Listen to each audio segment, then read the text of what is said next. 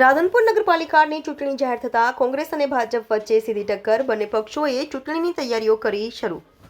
ભાજપ નગરપાલિકા જીતવા લવિંગજી ઠાકોર અને શહેર ભાજપ પ્રમુખ રાજુભાઈ ઠક્કર પેટ્રોલ ઉપર રહેશે. જવાબદારી તો કોંગ્રેસ નગરપાલિકા જીતવા રઘુભાઈ દેસાઈ પૂર્વ ધારાસભ્ય અને શહેર કોંગ્રેસ પ્રમુખ ડોક્ટર વિષ્ણુદાન ઝુલાની રહેશે જવાબદારી. 16/2/2025 ને રવિવારના સવારે 7 વાગ્યાથી સાંજે 6 વાગ્યા સુધી મતદાન થશે. 29,000 જેવા મતદારો રાધનપુર નગરપાલિકાની ચૂંટણી કરશે મતદાન. પાટણ જિલ્લાના રાધનપુર નગરપાલિકાની ચૂંટણીને લઈને કોંગ્રેસ અને ભાજપ નગરપાલિકા ઉપર કબજો કરવા આઈટીચોટીનો જોર લગાવશે. રાધનપુર નગરપાલિકાની અંદર આવેલા 7 બોર્ડની અંદર 28 ઉમેદવારો માટે ચૂંટણીની તારીખો જાહેર થતા ચૂંટણી લડવા માંગતા ભાજપ અને કોંગ્રેસના અને અપક્ષ ઉમેદવારોએ કરી જોરશોરથી તૈયારીઓ.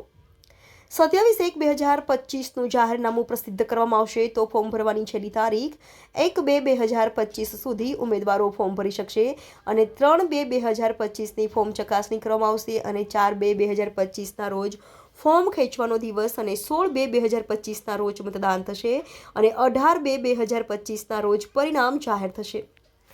તેને લઈને કોંગ્રેસ રાધનપુર નગરપાલિકા ઉપર કબજો જમાવવા આઈટીચોટીનું જોર લગાવશે તો સામે નગરપાલિકા ઉપર કબજો કરવા ભાજપ તેની તાકાત લગાવશે. કોણ નગરપાલિકા ઉપર શાસન કરશે એ તો આવનારો સમય બતાવશે.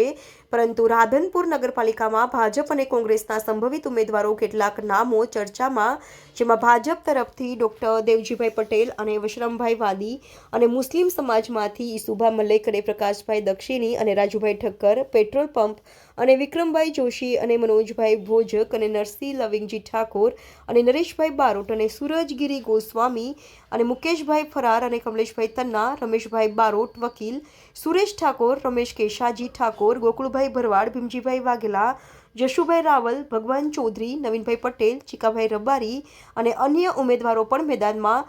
તો કોંગ્રેસ તરફથી પણ ડોક્ટર વિષ્ણુદાન ઝુલા, મહેશભાઈ મુલાણી, સુરેશભાઈ જોશી, કાનજીભાઈ પરમાર, સુભાષ મકવાણા, જ્યોતિબેન જોશી, જયાબેન સોની, શંકરભાઈ મોતીજી ઠાકોર, ગણેશ ઠાકોર અને ભુરાજી ઠાકોર, જગદીશ રાઠોડ, પ્રકાશભાઈ અને કરસનજી ઠાકોર અન્ય નામો પણ ચર્ચામાં.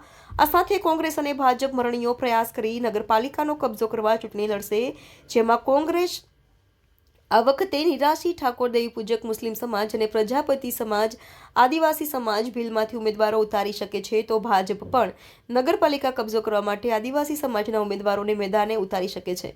તો મુસ્લિમ સમાજના ઉમેદવારોને, દલિત સમાજના ઉમેદવારો અને વાદી સમાજના ઉમેદવારો, નિરાશી ઠાકોર સમાજના ઉમેદવારોને પણ ટિકિટ આપી શકે છે. બંને પક્ષો નગરપાલિકા કબજો કરવા માટે કોંગ્રેસ નગરપાલિકા ઉપર તેનું બીજી વખત શાસન જમાવવા માટે તનતોડ મહેનત કરશે તો કોંગ્રેસ પાસેથી નગરપાલિકા આંચકી લેવા માટે ભાજપ પણ મરણીયો પ્રયાસ કરશે.